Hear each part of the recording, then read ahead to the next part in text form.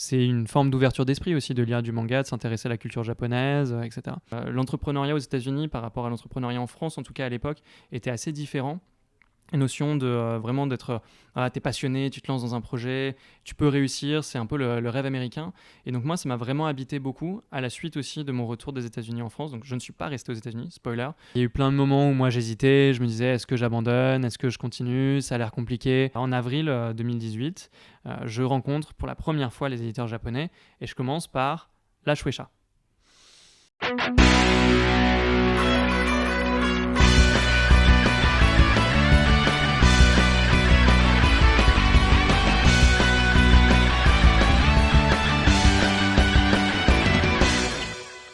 Bonjour Romain. Bonjour. Je suis ravi de t'accueillir dans Pain sur la planche. Aujourd'hui, tu es acteur, puisque tu es acteur de ce podcast. Mais avant ça, j'aimerais qu'on te présente un peu plus sérieusement. Donc, je te laisse la parole. Écoute, merci de m'accueillir. Je suis ravi de pouvoir faire cette interview avec toi. Et effectivement, j'ai pas forcément énormément l'habitude d'être acteur studio sur une interview. Après, je commence à être un petit peu habitué quand même, en réalité. Mais surtout, ce qui me fait plaisir, c'est de pouvoir parler justement de Manga.io, d'être acteur de son projet. Je sais que tu as beaucoup de questions sur l'entrepreneuriat et comment est-ce qu'on en arrive à créer un projet comme ça. Et donc, je suis ravi de pouvoir partager ça avec toi. Eh ben, c'est parfait. Tu as tout compris l'esprit de l'interview.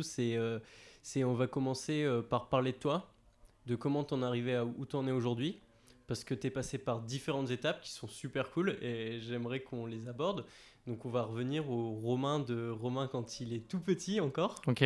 Et qui regarde le Club Dorothée, parce que Romain il fait partie de cette génération qui a grandi avec le Club Dorothée. Wow. Alors du coup, on remonte à il y a 33 ans. Donc je suis né par une belle nuit de juillet en 1989. Et donc en 89, les années 90, c'est effectivement le début du Club Dorothée. Moi, j'ai grandi avec ça. Donc j'ai beaucoup grandi avec les animés qui ont été importés en France. Dragon Ball, il y a eu Sailor Moon, Nicky Larson et d'autres. Donc moi, dans les années 90, j'ai découvert le manga à travers les animés dans un premier temps.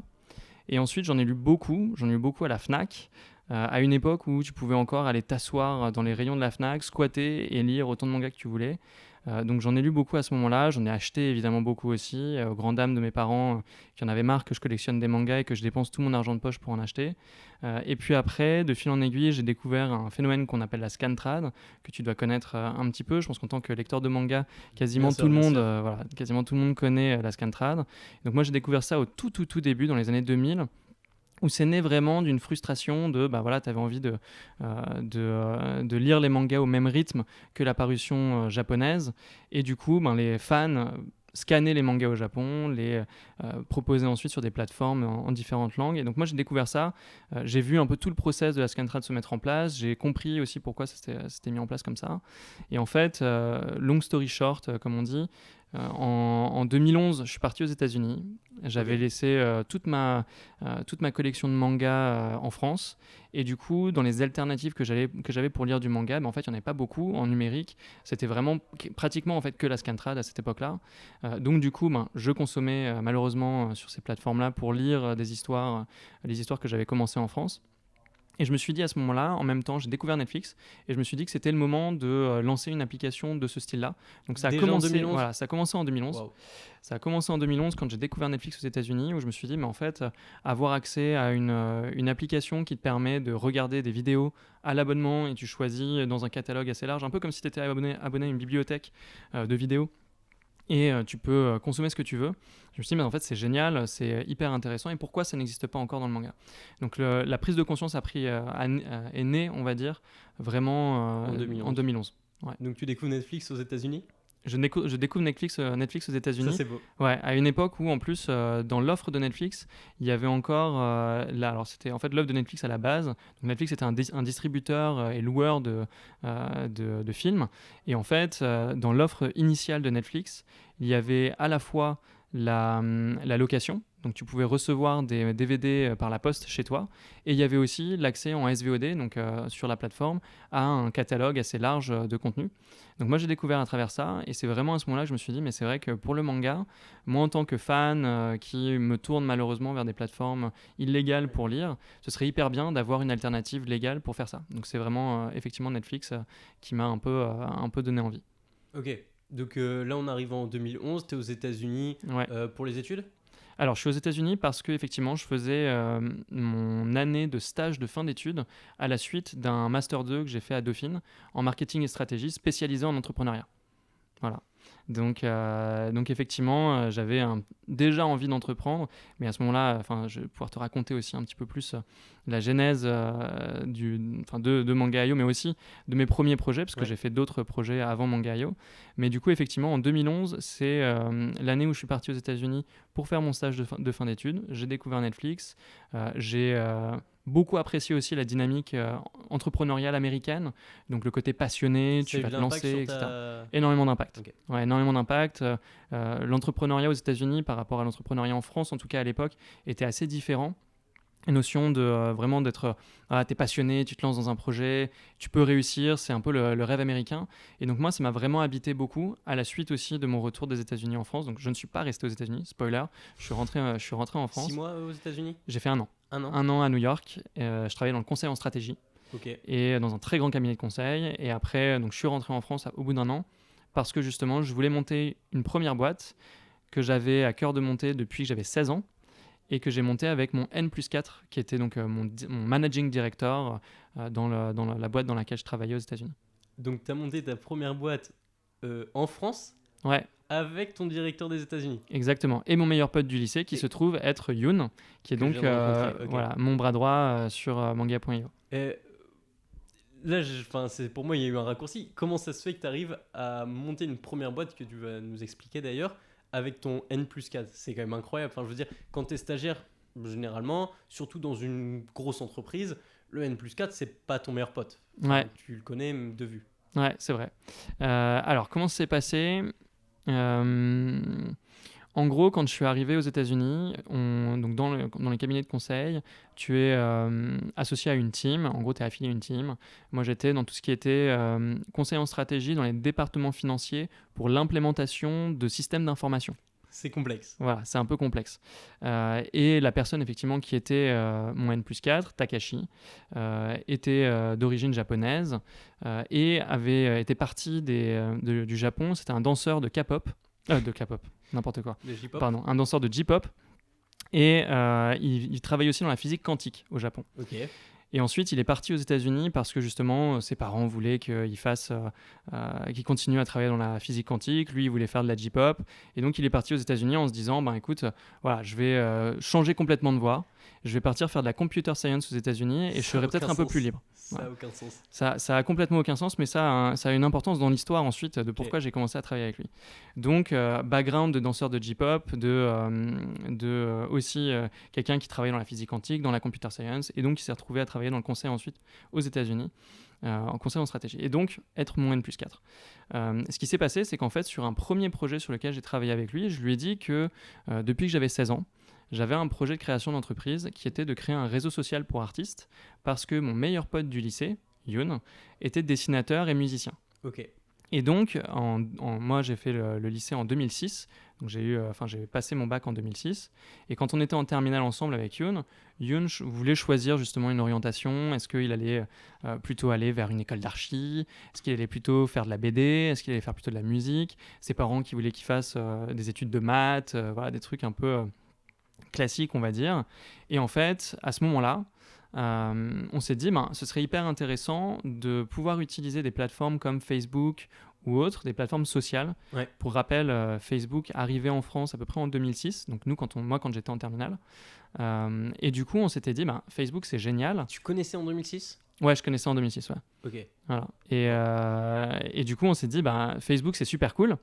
Mais Facebook, c'est cool pour structurer ton réseau d'amis, mais c'est moins intéressant quand tu es un artiste et que tu veux être découvert de personnes qui vont être intéressées par ce que tu proposes, toi en tant qu'artiste, en tant que créateur. Et donc en 2006, quand on était en terminale avec Youn, on a commencé à imaginer une plateforme qui serait une plateforme sociale à la Netflix, mais qui permettrait à des artistes émergents de gagner en visibilité auprès du public et de trouver des clients potentiels, que ce soit des marques ou des clients particuliers.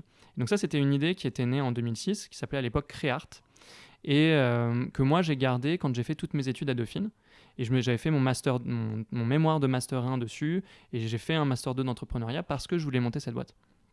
Donc en 2011, quand je suis arrivé aux États-Unis, j'avais déjà en tête en fait de créer ma boîte, sauf que je m'étais dit à la suite de mes études, il me faut des expériences professionnelles avant de créer mon entreprise. Ouais. Voilà. Et donc c'est comme ça que j'ai rencontré Takashi après en arrivant aux États-Unis, en travaillant avec lui, et que je lui ai dit, écoute, voilà, moi j'ai un projet qui me tient à cœur depuis longtemps, depuis que j'ai 16 ans, avec Youn, et je voudrais monter donc un réseau social pour artistes. Et on a commencé à énormément discuter, à énormément sympathiser, parce que lui justement avait été artiste au Japon avant, il connaissait les galères des artistes émergents pour gagner en visibilité et développer leur carrière. Voilà, donc c'est comme ça que ça a commencé. Ok, ça a vachement plus de sens tout de suite. Et du coup, cette histoire, elle a amené à quoi? Vous avez lancé l'entreprise? Ouais, du coup, donc je suis resté 1 an aux États-Unis. Je suis rentré fin 2011. Et après avoir été diplômé, du coup, parce que c'était mon stage de fin d'études, mais qui était un peu plus long parce que c'était aux États-Unis. Ensuite, j'ai été diplômé. Et après avoir été diplômé, je me suis dit, j'ai envie de monter l'entreprise avec justement Takashi et Youn, qui était donc moi, de New York, et mon meilleur pote du lycée. Donc en 2012, on a commencé à travailler dessus, en début 2012. On a monté l'entreprise en 2012. On a commencé à trouver des développeurs qui venaient d'écoles de développement comme l'Epitech. T'as 18 ans là? J'avais un peu plus, j'avais 21 ans. Ok. J'ai été diplômé à 21 ou 22 ans. Ouais. Et parce que j'avais un an d'avance en plus, donc j'ai fait les 5 ans d'études, mais du coup j'avais 21-22 ans. Et donc, on a trouvé des développeurs. Mallory, qui est un de nos développeurs sur Manga.io aussi. Laurent, qui est aussi un de nos développeurs sur Manga.io. Et donc, du coup, un certain nombre de personnes. Ouais, c'est vraiment une histoire où ça. En fait, si tu veux, tous les gens qui sont. Enfin, quasiment tout le monde dans le projet Manga.io, c'est des gens que j'ai rencontrés avant, qui ont fait des projets avec moi ou qui ont été amenés à travailler avec moi à un certain moment. Et donc, voilà, en 2012, on se dit, OK, on va lancer cette plateforme. On renomme le projet qui s'appelait Créart à l'époque. On le renomme, ça devient Artbeat, artbeat.net, donc avec un jeu de mots avec le battement de cœur. Donc, l'idée de remettre l'art vraiment au centre de la vie aussi sociale des gens. Et du coup, on a lancé la première plateforme multi-art en mode réseau social pour artistes. À ce moment-là, en France, on a lancé en 2013 avec quelques centaines d'artistes au départ, puis des milliers. Déjà bien, puis des milliers, puis on a commencé à produire des événements aux États-Unis, en France, et on s'est cassé la gueule. Parce que, on s'est cassé la gueule, en tout cas, on n'a pas réussi à faire ce qu'on voulait. Donc, on avait un positionnement de réseau social pour artistes. Ouais. Donc, deux choses qui ne rapportent pas d'argent. En tout cas, le réseau social. Tant que t'as pas une énorme communauté, c'est très difficile. Exactement. Donc, tant que tu n'as pas une très grosse communauté, c'est très compliqué. Donc, on avait des milliers d'artistes sur la plateforme. On avait des milliers de personnes qui regardaient aussi ce que faisaient les artistes, mais pas suffisamment pour monétiser avec la publicité ou pour monétiser avec d'autres services. Donc, du coup, on a commencé évidemment à réfléchir à la monétisation. On voulait faire des produits d'artistes. Donc, en gros, que les artistes, genre un musicien, dessinateur, puissent proposer des services sous la forme de produits. Donc, par exemple, une commission sur une œuvre ou ce genre de choses, que tu puisses les acheter directement sur la plateforme. Un peu comme Fiverr ou des choses comme ça. Ouais, un peu comme et même un peu comme Etsy, tu vois, d'une certaine manière, où tu pouvais vendre des produits aussi, etc. Donc on réfléchissait à ça, mais du coup pour ça il fallait des fonds. Et on n'a pas réussi à lever des fonds à cette époque-là. Donc, c'était en 2014 qu'on a essayé de lever des fonds. On n'a pas réussi à lever des fonds sur ce positionnement social media pour artistes, avec la notion de productiser les services d'artistes, donc de monétiser en fait la création des artistes. Donc, comme on n'a pas réussi à lever des fonds, j'ai dû laisser partir toute mon équipe. Et une fois que toute mon équipe est partie, je me suis dit, qu'est-ce que je fais? Parce que jusque-là, tu faisais comment pour que l'équipe elle vive, etc. On avait réuni quelques fonds avec la famille et les amis, donc quelques dizaines de la Love Money, exactement, quelques dizaines de milliers d'euros. On travaillait de chez moi, c'était très compliqué parce qu'on se payait quasiment rien, ou on se payait pas moi pendant très longtemps. Et du coup, suite à ça, justement, quand on a pivoté l'activité, je me suis dit qu'est-ce que je peux faire pour valoriser en fait ce qu'on a réussi à créer. Du coup, là, t'es tout seul. Et là, je suis tout seul. Youn était encore un petit peu avec moi à l'époque. Mon Takashi, donc, qui était à New York, lui, était reparti travailler parce que train de vie new-yorkais, à un moment, il faut aussi gagner un peu d'argent. Et donc, du coup, je me suis dit, qu'est-ce que je peux faire? Et donc, à ce moment-là, j'ai décidé de pivoter l'activité de l'entreprise. Et on est passé d'un social media, donc un réseau social, à une agence où on mettait en relation des artistes avec des marques. Et donc, du coup, là, c'était un processus de vente qui était un peu plus long parce qu'il fallait démarcher des marques, il fallait organiser des événements, il fallait faire pas mal de choses. Mais du coup, ça me permettait de choisir, en fait, sur les artistes qu'on avait réunis, lesquels on avait envie de promouvoir et de les marketer, entre guillemets, auprès de clients professionnels, des marques, etc. Donc, j'ai fait ça pendant 1 an. Et ensuite, j'ai décidé d'arrêter parce que j'avais plus d'énergie, en fait, sur ce projet. On est en quelle année, du coup? On est en 2016. 2016, voilà, 2016. j'ai eu une proposition d'un pote qui avait monté une autre boîte qui s'appelait vroomvroom.fr, qui était un comparateur d'auto-école. Et il m'a proposé de le rejoindre, de l'aider pour développer son projet. Donc moi, je me suis dit, OK, j'étais fatigué en fait de porter aussi le projet tout seul. Voilà, exactement. De l'avoir pivoté, ça demande beaucoup d'énergie, donc c'est pas évident de tout faire tout seul après. Et donc du coup, je me suis dit, OK, je rejoins mon pote sur ce projet-là. J'ai fait ça pendant quelques mois. Et ensuite, je me suis dit, OK, j'ai envie de continuer de développer cette activité où en fait, je peux accompagner des entreprises dans le développement de produits digitaux, mais pas qu'une entreprise. Donc j'ai commencé... freelance. Exactement. J'ai commencé à devenir indépendant. Donc, j'ai accompagné Vroom Vroom, j'ai accompagné d'autres marques sur le développement de produits digitaux, de plateformes e-commerce, lancer des plateformes aussi sociales ou autres. Donc, j'ai fait ça pendant à peu près un an, un peu moins d'un an. Et en gros, donc c'était entre 2015 et 2016. Et après, à l'été 2016, j'ai été contacté par une entreprise qui s'appelle le groupe Elior. Donc avec deux autres entrepreneurs, on a été contactés par cette entreprise pour monter un service de livraison de repas qui s'adresse aux petites et moyennes entreprises, qui permettent justement à ces entreprises d'avoir un service de restauration comme si tu étais dans une grande boîte avec un restaurant d'entreprise, mais vraiment en étant juste une petite boîte avec de la restauration livrée. Donc de la restauration livrée en B2B, comme on dit. Et donc en 2016, voilà, on arrive en mai 2016, juin 2016, là avec ces deux autres entrepreneurs, Michael Outmezgin et Damien Dahub, on est contacté par le groupe Elior pour monter ce service-là. Et comment ils entendent parler de vous ? Parce que, alors, Michael, lui, était aussi un entrepreneur. Damien, lui, était aussi entrepreneur et travaillait dans une très grande boîte. Et moi, j'avais monté aussi plusieurs projets. Donc, en fait, on a réuni un peu cette petite équipe de 3 personnes parce que le groupe Elior cherchait des entrepreneurs pour développer ce service en intrapreneuriat. Exactement. Donc, en corporate venture, comme on dit en anglais, ou intrapreneuriat en français. Et donc, effectivement, c'était un peu mon premier projet d'intrapreneuriat avec une grande structure. Donc, on est 3 à la base, on recrute aussi toute une équipe. Et en gros, le modèle de l'entrepreneuriat, c'est qu'effectivement, tu es interne au groupe dans lequel tu montes ta boîte, mais tu as de l'indépendance. Donc nous, on avait nos propres bureaux, on était financés par le groupe Elior et on se connectait aux cuisines du groupe Elior. Donc à la fois les restaurants interentreprises, mais aussi des grandes cuisines pour la production des repas. Et donc en gros, le modèle était assez simple, c'était vraiment de proposer aux petites entreprises d'avoir accès à ce qu'on appelait c'est un peu en anglais, voilà, on appelait ça un restaurant as a service.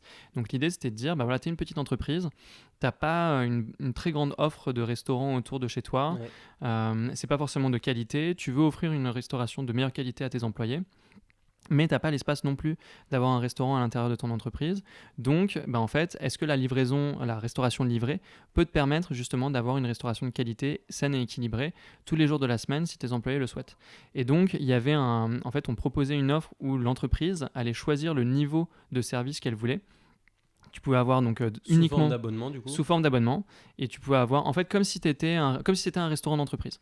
Donc c'est vraiment l'entreprise qui subventionnait, si tu veux, une partie de l'activité, et le reste c'était payé par les employés comme si tu allais à un restaurant interentreprise. Et donc en gros l'idée c'était de dire ok, en tant qu'entreprise, qu'est-ce que vous voulez proposer comme niveau de service à vos employés ? Est-ce que vous voulez que de la livraison avec donc tout en livraison à la carte ? Est-ce que vous voulez aussi une offre de bento avec un menu unique mais un emballage réutilisable ? Est-ce que vous voulez un frigo connecté dans lequel vous avez du snacking et donc vos employés peuvent directement récupérer des snacks dans les frigos ?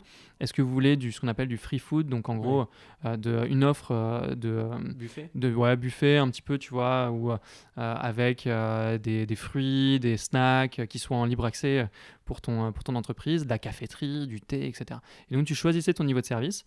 Et une fois que tu avais choisi le niveau de service, tes employés avaient accès à une plateforme qui leur permettait de commander leur repas le midi. Voilà. Et donc on a fait ça pendant 2 ans. Ensuite, on a revendu l'activité au groupe Elior parce que donc j'ai vécu aussi. Donc en entrepreneuriat, tu avais quand même des parts dans. Ouais. On était. T'étais salarié et en même temps. Entrepreneur. C'est un rêve. Ouais. C'était salarié et associé de la structure. Et donc là, tu avais des bien meilleures conditions que quand tu étais sur Ardbit. Ah, complètement. Ouais, complètement bien meilleures conditions parce que en fait, j'étais salarié effectivement, donc avec un vrai salaire, une certaine sécurité. Et en même temps, j'étais associé au projet parce que c'est nous qui le montions de zéro. Après, la difficulté quand tu es en entrepreneuriat aussi, c'est que il y a un certain nombre de choses que tu maîtrises moins.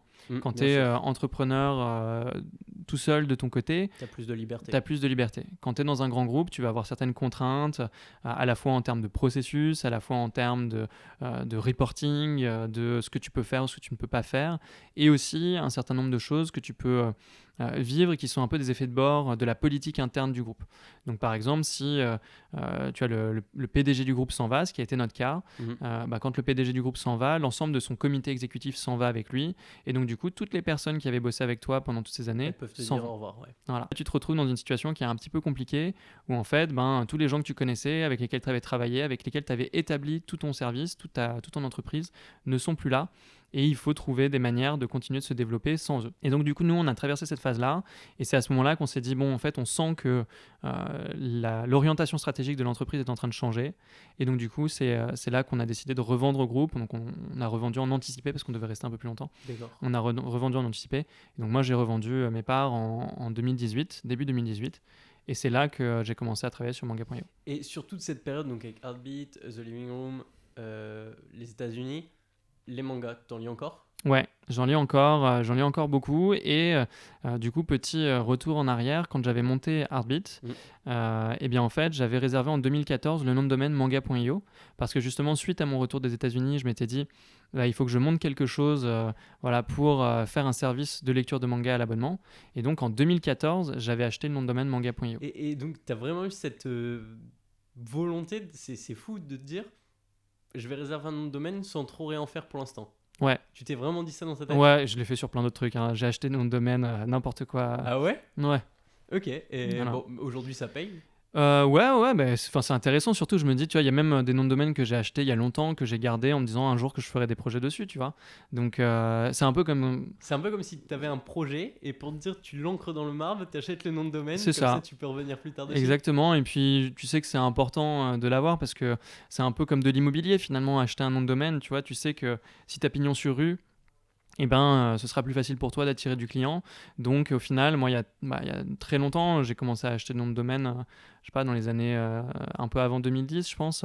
J'ai commencé à acheter mes premiers noms de domaine. Donc je me suis dit, c'est un peu comme si tu investissais sur l'immobilier. Tu te dis, si ce nom est bien, je le prends. Et du coup, ça coûte pas très cher à renouveler tous les ans. Et puis, je l'aurai le jour où je voudrais monter un truc dessus, ou sinon je le revendrai, tu vois. Et ce qui est marrant, c'est que tu as toujours eu comme, au fur et à mesure de ce que tu me dis, cette appétence quand même pour le digital. Enfin, c'est pas t'avais une passion pour les mangas et tu t'es dit qu'est-ce que je peux en faire. C'est vraiment t'avais cette appétence pour le digital, cette passion pour les mangas, et après tu vas nous raconter la suite. Ouais, de ouf. Et j'ai toujours été hyper intéressé par la technologie en règle générale. Un grand fan de gaming. La première console que j'ai eue, c'était la NES quand j'étais très jeune. Donc voilà, j'ai beaucoup joué aux jeux vidéo, j'ai joué à des jeux vidéo en ligne, donc j'étais un peu un geek quand même, pour te lancer dans le domaining, comme on appelle ça, donc l'achat de nom de domaine. Quand j'avais quel âge ?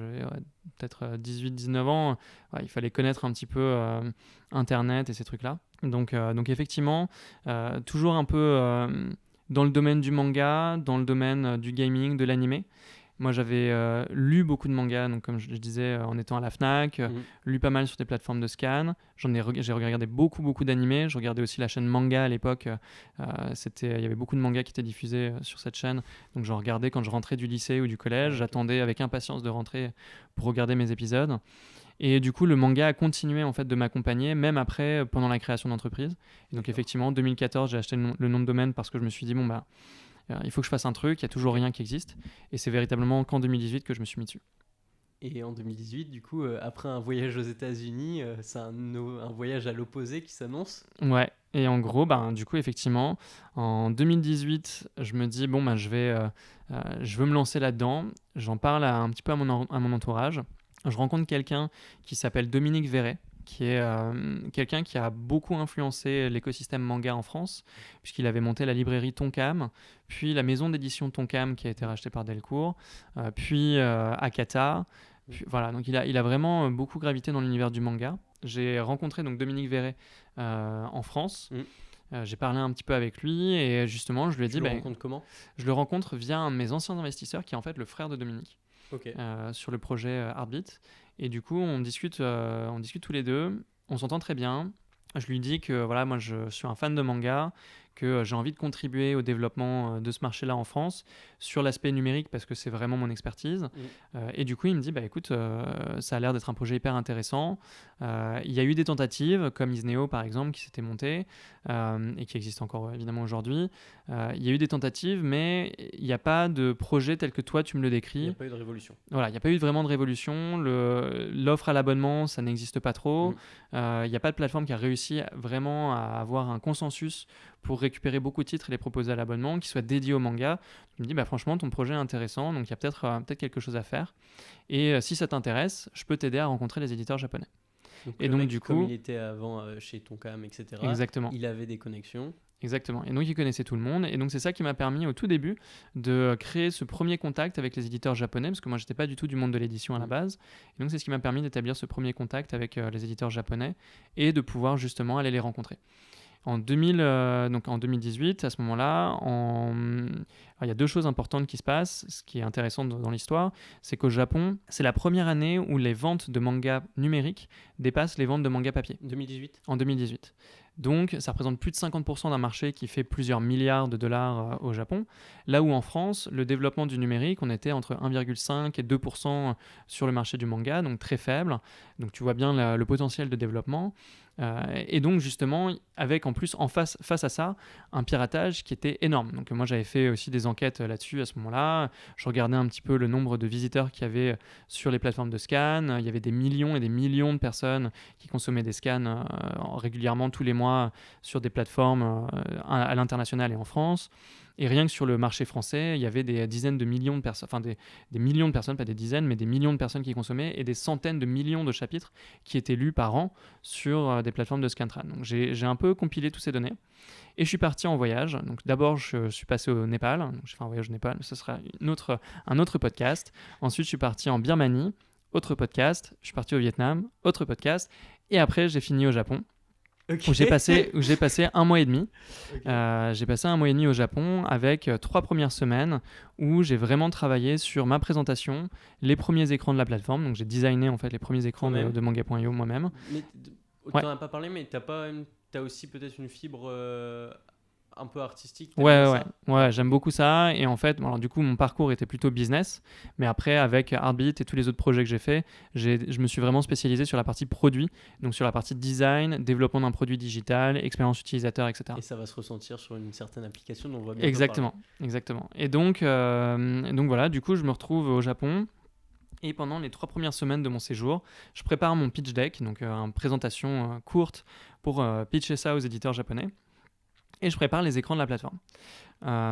Et du coup, arrive le moment fatidique des rendez-vous. Donc, j'avais planifié tous mes rendez-vous juste avant. J'avais pris un interprète, etc. Donc, tu prends un interprète. J'avais pris un interprète. Et donc, j'avais organisé les rendez-vous avec lui, fait des échanges de mails pour présenter le projet. En avril 2018, je rencontre pour la première fois les éditeurs japonais. Et je commence par la Shueisha. Voilà. Ah oui. Donc le plus dur, le plus dur non, mais en tout cas un des plus connus, on va dire, au monde, directement, d'entrée de jeu, le premier éditeur il n'y a pas de petit pas à petit pas, c'est directement exactement, dans la cour des grands. Directement dans la cour des grands. Et donc du coup, je fais mon premier rendez-vous, je présente le projet, je sens que ça se passe bien, que globalement, de toute façon, tu seras toujours bien reçu au Japon. Donc ils sont très sympas, ils m'encouragent à continuer d'avancer, ils me disent qu'ils trouvent que c'est un projet qui est intéressant, qu'il faut rencontrer les éditeurs français parce que les éditeurs français ont les droits numériques pour la publication des mangas en France. Ouais. Donc il faut que je rencontre un peu tout le monde. Et puis après, j'enchaîne du coup avec tous les autres rendez-vous, avec tous les autres éditeurs au Japon, Shogakukan, Akita Shoten, Kodansha, etc. C'est la première fois que tu vas au Japon ? C'est la première fois que je vais au Japon aussi. Tu kiffes ? Ouais, je kiffe de ouf. Et puis en plus, moi j'ai eu la chance du coup de passer un bon mois avant mes rendez-vous. Donc tu as eu un mois, on va dire, de tourisme. Exactement. Tu profites. Exactement. Et, en plus, un mois et demi, tu n'as pas besoin de visa. Non, c'est juste touriste. Ça, mais ouais. Donc tu as un mois de kiff. Ensuite, tu as 2-3 semaines de rendez-vous. J'ai 10 jours de rendez-vous, c'est très intense. 10 jours de rendez-vous, et puis après encore une semaine de kiff, et puis je partais. Ah ouais, donc t'as vraiment profité. Ouais, et du coup, pendant le mois qui a précédé justement mes rendez-vous, pendant les fameuses 3 semaines où je préparais tous les éléments, en fait, j'ai fait un petit tour dans le centre du Japon. Donc, je suis parti de Tokyo, ensuite, je suis allé à Hakone. Après, je suis allé de Hakone à Matsumoto. Non, je suis allé de Hakone à Fujikawa-Guchiko, qui est une ville qui est au pied du mont Fuji avec les 5 lacs. Ensuite, je suis parti de cette ville-là, je suis allé à Matsumoto. Ensuite, de Matsumoto, je suis allé dans les montagnes, à Takayama. Ensuite, de Takayama, je suis allé à Kanazawa, qui est complètement de l'autre côté, qui est du côté ouest du coup du Japon, qui est une petite ville portuaire. Ensuite, je suis parti à Fukui, qui est une ville pas connue du tout. Et de Fukui, je suis allé dans des temples bouddhistes, dont le temple Deheiji, qui est un très grand temple Soto-zen. Et ensuite, de Fukui, je suis parti à Osaka. J'ai retrouvé ma copine qui m'avait rejoint à ce moment-là. Et du coup, on a fait Osaka, Kyoto, Nara, Kobe, le mont Koya, Koyasan. Incroyable. Et on a crapahuté un petit peu à ce moment-là. Et puis ensuite, on est revenu à Tokyo pour les rendez-vous. Pour les rendez-vous. Parce qu'à un moment donné, il fallait les faire. Exactement. Donc, Shueisha en premier, les autres après. Et globalement, pour finir là-dessus, effectivement, globalement, les retours que j'avais des éditeurs japonais étaient assez positifs. Ils avaient bien conscience qu'il y avait un piratage qui faisait rage à la fois au Japon, mais aussi dans les autres pays du monde. Qu'à la différence du Japon, où l'offre numérique c'était quand même bien structurée, parce que voilà, déjà plus de 50% des ventes du marché, donc ça veut dire qu'il y avait plein d'alternatives qui s'étaient proposées, enfin qui s'étaient montées, plein de plateformes différentes qui existaient. Bien à la différence du Japon, en Occident, il n'y avait pas de plateforme qui existait, à part voilà, effectivement Isneo en France, Second City, qui étaient plutôt des marketplaces, donc qui vendaient à l'unité les tomes de manga et qui n'avaient pas cette notion d'expérience que moi j'essayais de proposer autour du manga et qui les vendaient en format numérique. Et dans le reste du monde, il y avait très peu de plateformes qui existaient à ce moment-là, légales pour lire des mangas. Et donc il y a eu vraiment cette prise de conscience, je pense que je suis arrivé vraiment au bon moment, j'ai eu de la chance, je suis arrivé au moment, alors que tu vois, j'avais réservé le nom de domaine en 2014, j'avais pensé en 2011 et je l'ai monté qu'en 2018, donc finalement il y a aussi un moment de marché qui est intéressant et complètement par hasard. Ou... Ah non, c'est par hasard. Ouais, complètement par hasard. Moi, tu vois, ça a coïncidé juste avec la fin de mon autre aventure entrepreneuriale et à un moment où je me suis dit, j'ai envie de me remettre là-dessus. Il n'y a toujours rien qui correspond à ce que moi j'attends en tant que lecteur, donc j'ai envie de le développer. Et donc un peu un hasard. Mais bon, le hasard fait bien les choses parce que j'ai eu, je pense, le nez fin, entre guillemets, d'y aller à ce moment-là. Ça coïncidait avec à ce moment-là au Japon qui était important avec les ventes de mangas numériques qui dépassaient les ventes de mangas papier. Et donc, il y a eu vraiment ce qu'on appelle un momentum, donc une sorte de sérendipité et de truc un peu positif qui s'est mis en place, un peu l'univers qui alignait un peu les planètes devant moi, donc c'était assez cool. Et donc du coup, quand je suis rentré en France, j'ai commencé à rencontrer tous les éditeurs français pour leur présenter ce projet et voir si c'était faisable. C'était facile de les rencontrer ?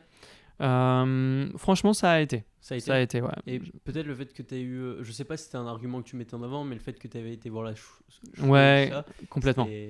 Complètement. Je disais que je rentrais du Japon, que j'avais rencontré des éditeurs japonais, que j'avais été bien accueilli et que globalement, le projet, ils le trouvaient intéressant, etc.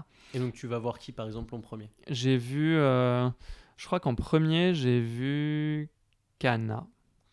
Je crois que j'ai vu Kana en premier. Ensuite, j'ai vu Glénat. Après, j'en ai vu beaucoup. Donc les grosses têtes au début. Ouais. J'en ai vu beaucoup à Japan Expo en 2018 du coup. Et après, j'ai rencontré tout le monde.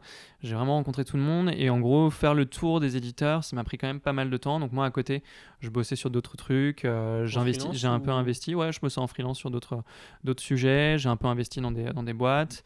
Et du coup, à côté de ça, du coup, je travaillais sur manga.io à la rencontre des éditeurs français. Et ça m'a pris bien un an... un an et demi, je pense, de rencontrer tout le monde. Donc, toujours en 2018 2018-2019, vraiment rencontre des éditeurs en France. Je suis reparti au Japon parce que j'avais des éditeurs français qui me disaient que ils aimeraient bien voir des accords de principe des Japonais pour prouver qu'on pouvait vraiment mettre ça en place. Donc, deuxième voyage au Japon. Donc, deuxième voyage au Japon en décembre ou en novembre 2019. Et complètement business 2018, pardon. Aussi. Business, 100% business. 100% okay. Et du coup, décembre 2018, je retourne au Japon, je revois des éditeurs, je fais signer des accords de principe, et du coup, je reviens. je revois d'autres éditeurs français et ensuite en fait j'ai continué, je mélange un peu les dates mais il me semble que c'était ça. Ensuite en 2019, non c'est ça, en 2019 j'ai continué du coup de rencontrer des éditeurs, de faire signer des accords de principe. Ok.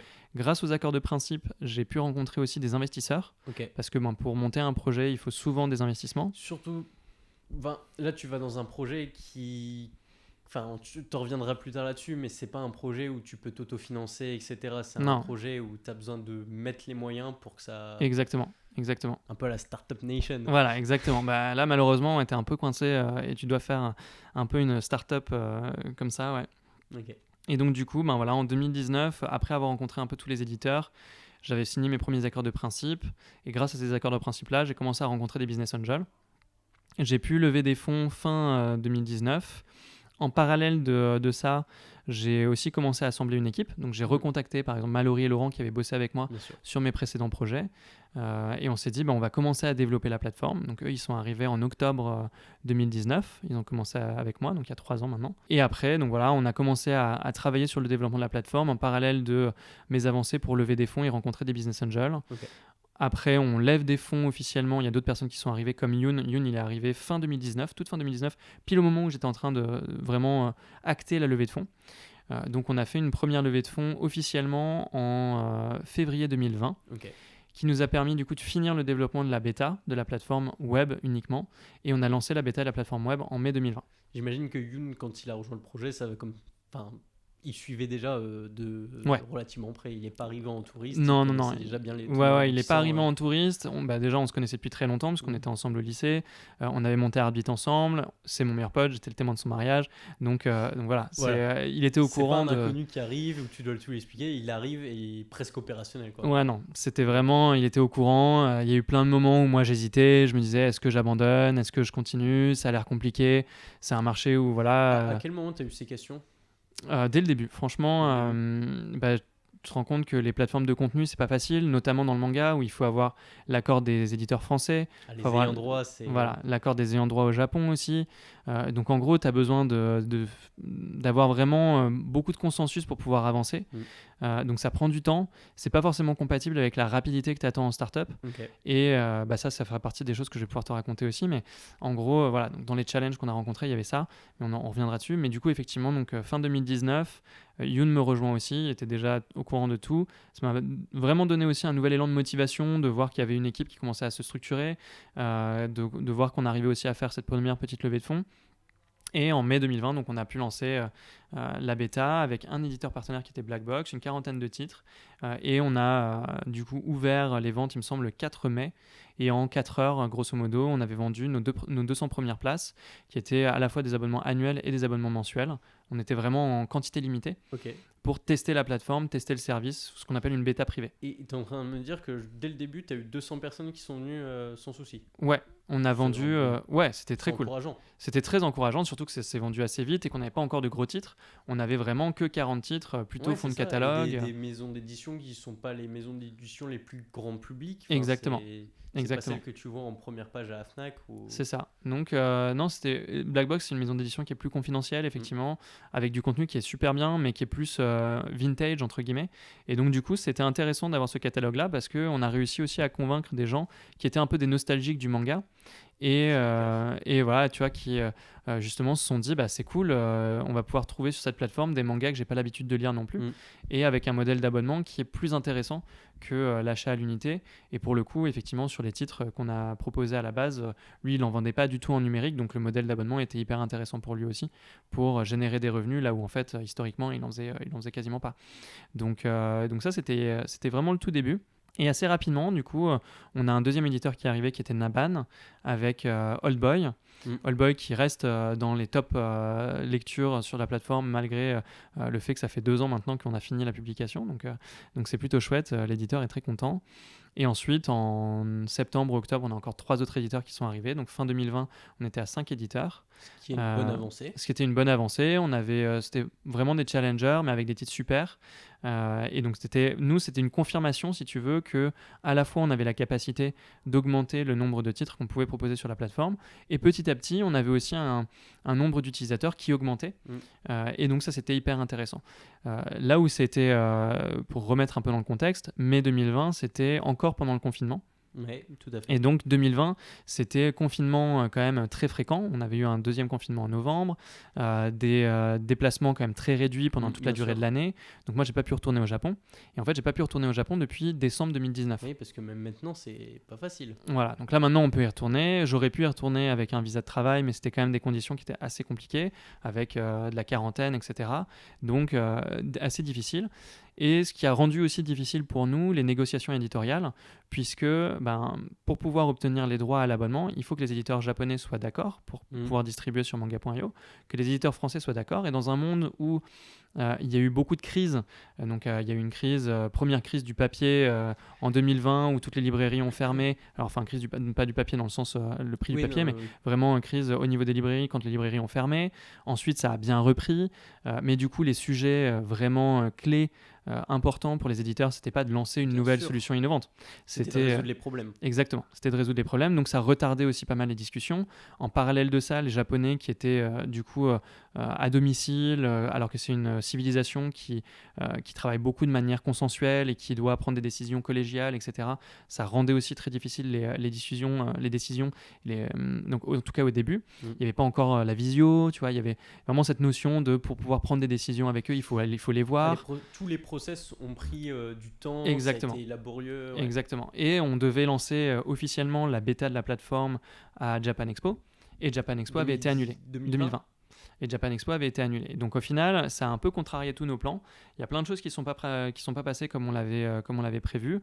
Les discussions avec les éditeurs prenaient beaucoup plus longtemps que ce qu'on avait estimé. On pouvait pas faire le lancement à Japan Expo, donc ça veut dire aussi un moment de visibilité qu'on pouvait pas avoir. Bien sûr. On avait des fonds réduits, donc quand tu as des fonds réduits, tu peux pas tenir très longtemps non plus. Et t'as une pression des investisseurs par rapport à ça ? Ouais, j'avais aussi un peu de pression effectivement côté Invest. Quand est-ce que vous allez avoir les plus gros titres, etc. Donc ça a été une année qui était assez compliquée. Ouais. Ça a continué en 2021 malgré les progrès qu'on avait. Donc on avait des nouveaux éditeurs et tout. 2021, ça a été une année assez charnière puisqu'on est passé de 5 éditeurs partenaires à 10 éditeurs partenaires en France, dont Kana. Et on a annoncé l'arrivée de Kana en décembre 2021. Et en fait, ça a été une année de construction comment dire, en 2020-2021, ça a été des années un peu de preuve de concept, où on a montré que on arrivait à faire ce qu'on disait. Donc on avait réussi à lancer l'application web. Ensuite, en octobre 2021, on a lancé l'application mobile. On avait du trafic, on avait des utilisateurs payants tous les mois. On donnait de la visibilité à des titres en numérique et on générait des revenus sur des titres en numérique sur lesquels il n'y avait jamais eu de revenus avant. On générait plus de revenus avec la vente à l'abonnement qu'avec de la vente à l'unité parce que les gens découvrent plus facilement les contenus. Donc en fait, tu te dis, finalement, tu vas te lancer dans une lecture que tu n'aurais jamais faite si tu avais dû payer à l'unité à la lecture numérique. Et on a aussi, on a eu beaucoup de données intéressantes. On a pu continuer les échanges avec les éditeurs français et on a pu préparer aussi un peu mieux nos discussions avec les éditeurs japonais. Donc on a revu tous les éditeurs japonais en visio en 2021. On a continué les discussions et c'est comme ça que de fil en aiguille, en juillet, on a Kiyun qui est arrivé avec 6 premiers titres. Ensuite, il y a Akata qui est arrivé en octobre. Qui sont déjà des maisons d'édition plus connues. Exactement. Et ensuite, on a Kana qui est arrivé, qu'on a annoncé en décembre 2021. Et là, c'est feu d'artifice. Exactement. Kana, c'est Naruto, c'est Hunter x Hunter, c'est tellement de gros mangas que... Exactement. Et en fait, même, tu vois, nous, la réjouissance, au-delà de l'arrivée des titres, du catalogue qui était évidemment hyper intéressant, qu'on a maintenant sur la plateforme, c'était aussi un signal très fort que ce qui était considéré comme étant impossible avant, parce que faire du manga à l'abonnement, c'était longtemps considéré comme étant impossible, que les éditeurs japonais ne voudraient pas, etc. Et bien en fait, ça montrait que, c'est venu témoigner et prouver que en fait, c'était possible et avoir autant de titres connus, notamment des titres de la Shueisha, donc effectivement Naruto qui arrive en avril 2022, Assassination Classroom, Undead Unluck, etc. Ces très gros titres, on avait déjà eu d'autres titres de maisons d'édition japonaises, mais ces très gros titres qui arrivaient sur manga.io sont venus énormément crédibiliser la démarche et permettre de prouver que ce qu'on avait théorisé, entre guillemets, ce qu'on expliquait que c'était possible de le faire, et bien maintenant c'était vraiment prouvé que c'était possible et que maintenant, en fait, ce qui restait à faire, c'était continuer d'enrichir le catalogue, continuer de faire du marketing pour faire connaître la plateforme, trouver des nouveaux utilisateurs. De toute façon, exactement. Il y a un truc que tu dis dans les autres interviews, c'est l'entreprise dans laquelle tu t'es lancé, le projet dans lequel tu t'es lancé, c'est un équilibre. C'est un équilibre entre les utilisateurs et la proposition de contenu. Ouais. Exactement. Et après, à vous de faire en sorte que les utilisateurs kiffent UTC Manga.io. Et je pense que là, tu as une certaine expertise là-dessus. Ouais, tout à fait. Mais en gros, donc en fait, vraiment, c'est un projet qui prend du temps. Et tu vois, moi, j'ai commencé en 2018. Ensuite, c'est vraiment que 2020 qu'on a la plateforme qui est lancée. Octobre 2021, où on a l'application sans le paiement sur l'application. Donc, tu ne peux pas t'inscrire. C'est vraiment que si tu étais déjà inscrit sur la plateforme. On a Kana qui arrive en fin d'année. Ensuite, on a des nouveaux titres assez gros qui sont arrivés pendant l'année 2022. Et donc, en gros, ça prend beaucoup de temps parce que les négociations éditoriales sont longues et parce que le développement, en règle générale, prend du temps. Oui. Et du coup, il y a des moments où un peu un des challenges, c'est la frustration. Tu vois, on se dit, moi, j'aimerais bien déjà avoir les plus gros titres dans le catalogue, j'aimerais bien avoir les plus grosses simultrades. On sait qu'il y a un énorme marché, on sait que c'est quelque chose qui peut vraiment cartonner et qui fonctionne bien aujourd'hui, qu'on peut aller bien plus loin. Mais pour ça, il faudrait qu'on ait encore plus de titres et des titres plus connus. Et tout ça, ça prend du temps. Donc, il faut prendre son mal en patience et il faut être capable, en tant qu'entreprise aussi, de garder sa motivation, de bien maîtriser ses ressources. Donc à la fois les personnes de l'équipe, tu vois, qui sont là, par exemple certaines personnes de l'entreprise qui sont là depuis 3 ans, il y a des personnes qui arrivent au fur et à mesure, donc il faut vraiment réussir à manager ça et manager les ressources. On est une dizaine. Une dizaine, ok. Ouais. On est une dizaine, ce qui est très bien. Ce qui est très bien. L'application, elle sort en 2020, ouais. Donc on va dire que l'action de l'entreprise, c'est 2020, même si toi, tu as commencé à travailler Exactement. avant. En 2 ans, une dizaine d'employés, c'est déjà un beau démarrage. Ouais, c'est un beau démarrage. Et en fait, excuse-moi. Pas de souci. Et en fait, c'est vrai que tu te dis, à partir du moment où tu commences à avoir des opérations, donc vraiment que ta plateforme elle tourne, mais il y a beaucoup de choses à gérer. On va devoir gérer à la fois les négociations avec les éditeurs, on va devoir gérer la partie contractuelle, la partie planning éditorial, la partie réception des fichiers, la partie mise en ligne des fichiers, la partie découpe, la partie promotion, communication, financière, exactement. Il y a énormément de choses à faire et en fait, du coup, tu te retrouves très vite à avoir beaucoup de besoins au niveau de ton équipe. Et ce qui est intéressant sur ce genre de projet, c'est que tu as besoin d'une équipe clé avec des gens qui sont très bien à leur place très vite. Et après, en fait, tu as des effets d'échelle, tu vois, où tu vas pouvoir gérer beaucoup plus d'utilisateurs, mais avec une même équipe. Donc là, maintenant, nous, on a une plateforme qui a beaucoup grossi, avec beaucoup plus d'utilisateurs. Tu optimises les process, tu automatises. Et donc, du coup, ça te permet justement de rester avec une équipe assez légère, entre guillemets, mais avec de plus en plus d'utilisateurs, de plus en plus d'éditeurs, tout en ayant une qualité de service qui s'améliore. Et j'imagine que du côté équipe, comme on est quand même dans un secteur... je veux dire, si tu travailles dans la microélectronique, t'es pas forcément passionné par la microélectronique. Quand tu travailles dans le manga, en général, c'est quand même qu'il y a une appétence, je sais pas, tu aimes ça, c'est quelque chose de passion. Et est-ce que les personnes de ton équipe, elles sont passionnées par le manga? Ouais, alors c'est assez amusant parce que quand tu me posais la question, ça me faisait penser à un peu la manière dont les gens ont postulé pour venir travailler chez nous. Donc Youn, je le connaissais déjà, oui. Laurent et Mallory aussi parce qu'ils étaient développeurs sur mes précédents projets. Il y a mon frère également qui travaille avec nous, qui s'appelle Raphaël, qui est notre designer. C'est une fierté quand même de pouvoir dire j'ai créé une entreprise et j'ai pu faire que mes potes, que ma famille, elles travaillent avec moi.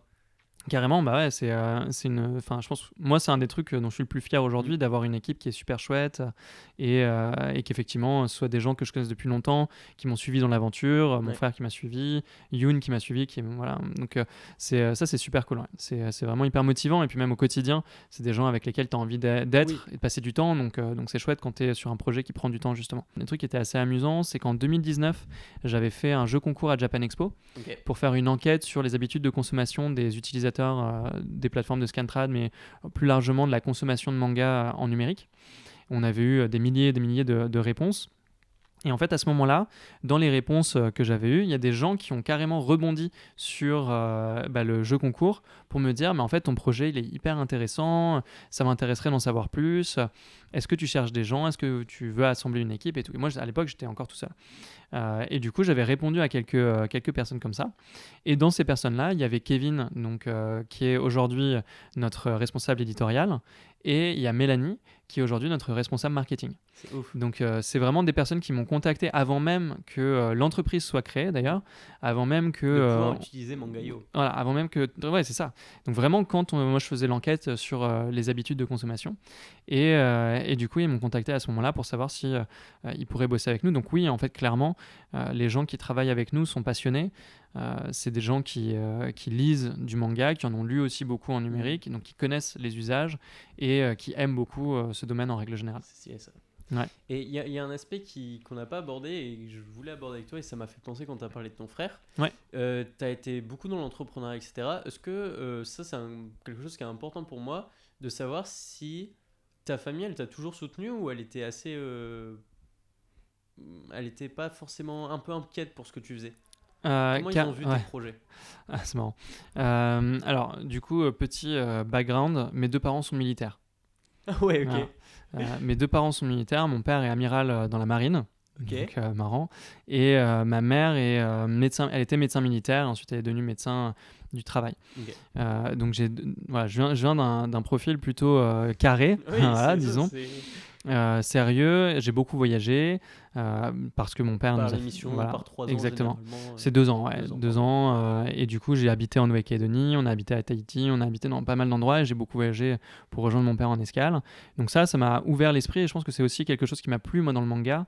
C'était le fait que, en fait, c'est une forme d'ouverture d'esprit aussi de lire du manga, de s'intéresser à la culture japonaise, etc. Et du coup, non, je pense que l'entrepreneuriat, c'est pas forcément quelque chose qui était de famille en tout cas, parce que voilà. Militaires, c'est pas forcément des entrepreneurs, bien que marins, il y a beaucoup de similitudes avec le métier d'un entrepreneur, de naviguer dans des eaux qui peuvent être un peu houleuses, troubles, où tu sais pas où est-ce que tu vas aller, d'avoir des avaries en pleine mer, de gérer une équipe avec des ressources limitées. Les imprévus, exactement. Et donc en fait, tu te rends compte que être un entrepreneur, c'est être un aventurier. Et donc mon père, dans son métier de marin, est un aventurier. Et en fait, c'est assez drôle parce que quand on parle avec des gens qui sont des explorateurs, c'est des entrepreneurs. C'est une manière d'entreprendre qui est pas forcément une entreprise dans le sens une société, mais c'est une entreprise. Voilà, exactement. C'est une entreprise dans le sens tu entreprends quelque chose. Et entrepreneur ne veut pas dire nécessairement faire que des entreprises. Et donc du coup, non, c'est pas forcément un truc de famille et c'est pas forcément un truc sur lequel moi j'ai été encouragé. Okay. Typiquement, quand j'ai monté ma première boîte, mes parents m'ont soutenu, donc ils faisaient partie des gens qui avaient investi dans le projet, donc c'était une forme de soutien, mais avec aussi une forme d'inquiétude qui était liée au fait que quand tu te lances dans un projet, c'est moins carré que quand tu vas travailler dans une entreprise qui est connue, c'est moins carré que quand j'étais dans le conseil, c'est moins rassurant pour les parents qui veulent justement... être un peu rassuré du parcours et des choix de vie que font leurs enfants. C'est sûr que moi, par rapport au conseil en strat, il y avait plus de risques. Et en fait, à ce moment-là, mes parents ont été un soutien important et en même temps, je me suis rendu compte que je ne faisais pas ça pour eux. Et ça, je pense que c'est un truc qui est hyper important. Donc, un conseil que moi, je peux donner aux gens qui veulent entreprendre, c'est vraiment de s'ancrer sur pourquoi vous le faites et est-ce que vous le faites pour vous, est-ce que vous le faites pour les autres, est-ce que vous le faites pour vos parents, etc. Et de faire attention à ça parce que quand on se rend compte que si tu le fais pour toi, tu te rends compte que tu n'as pas forcément besoin de l'approbation des autres, que tu n'as pas besoin de nécessairement avoir justement ce même soutien ou en tout cas ce même accompagnement de la part de ta famille, bien qu'il soit très important parce que c'est dur d'entreprendre et qu'il faut être soutenu. Mais c'est vrai que moi, je me suis rendu compte que je faisais pas ça pour l'approbation de mes parents, je faisais pas ça pour les rendre fiers. Je faisais ça pour moi parce que j'avais envie pour moi déjà parce que j'avais envie de le faire, mais aussi pour la communauté, donc pour les artistes dans le cadre du premier projet que je montais, parce que je voulais donner une égalité des chances aux gens qui entreprennent dans l'art et dans le manga. Je le fais parce que moi, je suis un passionné de manga et que je pense que le marché du manga mérite une plateforme digne de ce nom pour lire des mangas en version numérique. numérique. Donc en gros, c'est vraiment un peu ce côté-là, pourquoi tu le fais, pour qui tu le fais, et du coup de rechercher le soutien, pas forcément de rechercher l'approbation ou la fierté dans les yeux de ses parents, ce qui est très compliqué quand on est un enfant, en règle générale, même quand on grandit et qu'on devient un jeune adulte, on recherche souvent l'approbation.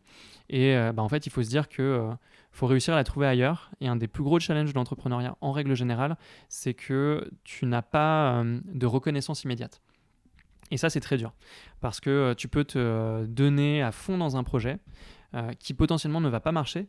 Et ça ne veut pas dire que ce que tu as fait n'était pas bien, ça ne veut pas dire que ce que tu as fait n'avait pas d'avenir, c'est juste qu'il y a un contexte, il y a des choses qui ne sont peut-être pas passées comme tu le souhaitais. Et il ne faut pas se remettre en question, faut se remettre en question, mais il ne faut pas se douter de soi et se dire en fait, peut-être que c'est ma faute, que j'ai mal fait les choses, etc. Parce que ça, après, ça peut te détruire ta confiance en toi.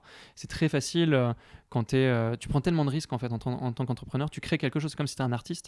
Tu crées un tableau, une peinture, le jugement des autres, t'investis beaucoup de temps et le jugement des autres il fait très mal parce qu'en fait tu t'exposes. Et c'est très facile aussi de juger les autres, de juger les gens qui entreprennent. C'est facile de dire c'est nul. Exactement. Mais pourtant, toi t'as mis de l'âme, t'as mis de l'énergie, t'as mis du temps et du coup ça c'est quelque chose aussi qui est très, très difficile dans l'entrepreneuriat, c'est ça, c'est de dire que t'as pas de reconnaissance immédiate, que la reconnaissance tu l'auras bien plus tard si ton projet il fonctionne, et même s'il fonctionne pas, c'est une expérience et il faut savoir tirer les leçons et les apprentissages de cette expérience là, et qu'effectivement il n'y a pas la petite tape sur l'épaule de ton manager ou de ton boss qui dit waouh, c'est bien ce que tu as fait, tu vois. Et il n'y a pas aussi forcément le même regard que de tes parents, à moins que ton entreprise devienne un énorme succès. Pendant la phase où c'est difficile, c'est là où c'est le plus dur en fait, vraiment. Enfin, tu vois, la phase où t'es pas encore connu, où ça n'a pas encore été un succès, c'est là où c'est le plus dur. Je suis entièrement d'accord avec toi et je sais pas si tu vas être d'accord avec ça, mais j'ai l'impression que c'est aussi corrélé dans le sens où ok, c'est plus dur parce que t'as pas ce retour direct, se dire ok, je peux être fier de moi, mais une fois que tu te dis je peux être fier de moi, le sentiment il est encore plus grand parce que tu as tout construit de A à Z et ça c'est fou. Je suis complètement d'accord. Et ça tu commences à le ressentir avec Mangayo ? Ouais, tu vois, moi je me dis aujourd'hui en fait j'ai déjà réussi à faire quelque chose que entre guillemets les autres n'avaient pas réussi à faire avant, donc ça c'est déjà une énorme fierté. De me dire qu'on est en passe de créer quelque chose qui n'a jamais existé, qui est un besoin sur le marché et qui fonctionne, qui marche, qui plaît, ça c'est un truc qui est hyper galvanisant et dont je suis extrêmement fier, donc ouais, ça c'est cool. Et ça serait quoi, t'en parlais, que tu faisais les choses pour toi, etc. T'as des critères de réussite à titre personnel ? S'amuser, je pense que c'est un premier truc. S'amuser, faire des choses où tu as l'impression de réaliser ton plein potentiel. Parce que moi, quand j'ai travaillé dans le conseil, ça me plaisait, j'étais bon dans ce que je faisais, mais j'avais l'impression de passer un peu à côté de mon potentiel, en fait, de faire d'autres choses qui potentiellement, moi, me plairaient plus, mais sur lesquelles aussi je pourrais avoir plus d'impact. Et du coup, trouver un peu, au Japon, ils disent, c'est trouver un peu son ikigai. Donc voilà, l'équilibre entre ce qui te rapporte de l'argent, ce qui te passionne et ce qui a été tes talents, je crois, c'est ça, enfin tes compétences.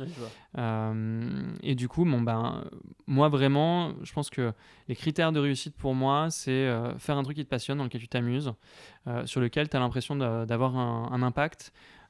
Et que tu contribues en fait à créer quelque chose qui est utile et qui est chouette. Donc moi je pense que je l'ai vraiment fait pour la communauté, pour moi en tant que fan, et aujourd'hui je suis assez fier du chemin qui a été parcouru et d'avoir réussi déjà à proposer les titres qu'on a sur la plateforme et qui est disponible maintenant partout. C'est cool quoi. C'est incroyable, enfin, ce que tu as fait.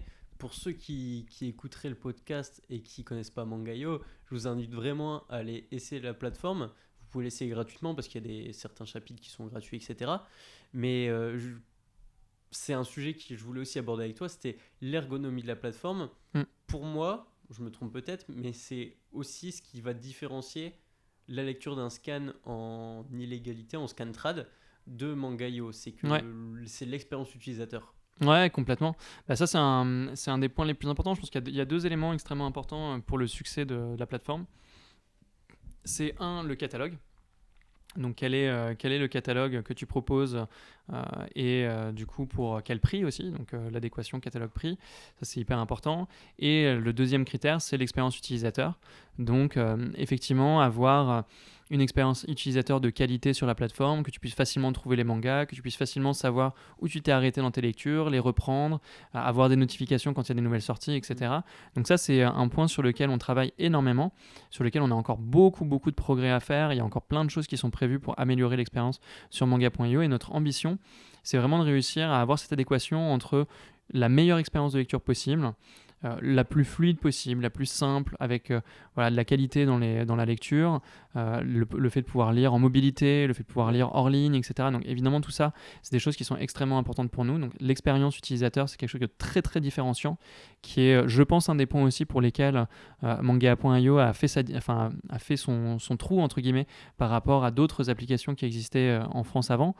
Donc le fait d'être focalisé sur les mangas, le fait de proposer une expérience vraiment dédiée à ça, je pense que ça a été un de nos points, un de nos facteurs clés de succès, on va dire. Et au-delà de ça, effectivement, le catalogue qui est extrêmement important, de réussir à avoir les titres que les gens alors déjà veulent, et aussi de réussir à intéresser les gens à des titres qu'ils ne connaissent pas. Et ça, pour le coup, c'est vraiment un comportement qu'on voit beaucoup sur la plateforme. Ouais, c'est ça, de se dire, si je vais en librairie, j'achèterai pas, voire je ne verrai pas ce titre. Mais toi, avec vos équipes, vous dites, tiens, ça peut plaire à nos utilisateurs, et du coup, vous le mettez en avant. Exactement. Et c'est le cas de Old Boy, exactement. je crois, qui marche, comme tu le disais tout à l'heure, qui marche extrêmement bien. Ouais. Et c'est incroyable. Vraiment, allez voir pour vous rendre compte de comment c'est agencé, etc., l'application. Et par rapport à ça, tu as des inspirations ou tu as, je sais pas, une ligne de conduite pour la manière de vous proposer les choses? Pour le catalogue, tu veux dire Alors, à la fois le catalogue, mais aussi l'expérience quand on est sur l'application. Comment est-ce que les œuvres sont proposées, triées, catégorisées, enfin tout ça. Ouais. Alors, au début, on s'est vachement inspiré de Netflix dans l'expérience de découverte, parce que c'est les meilleurs. C'est les meilleurs. Donc voilà, on s'inspire des gens qui ont réussi et qui avaient pour le coup investi beaucoup d'argent pour développer l'expérience qu'ils ont aujourd'hui et qui fonctionne bien. Donc nous, on s'est inspiré de ça. L'idée, c'était de te permettre très facilement de découvrir des mangas dans différentes thématiques, de les classer aussi. On avait fait des collections, donc tu pouvais retrouver des collections plutôt humoristiques, etc. Donc avoir différentes manières de mettre en avant le contenu. On se rend compte que maintenant qu'on a un peu des données d'usage, il y a des choses qui ne fonctionnent pas aussi bien que ce qu'on pensait, et donc on va changer. Donc il va y avoir des évolutions sur la plateforme en termes d'expérience pour justement proposer quelque chose de mieux en fait pour nos utilisateurs. Un exemple par exemple de ce Ouais, par exemple les lignes thématiques. Donc on a des thématiques comme romance, etc. Ouais. Ça, c'est des thématiques qui sont hyper importantes, mais en même temps, on se rend compte que c'est pas forcément ce qui est le plus consulté, parce qu'il faut aller fouiller en fait.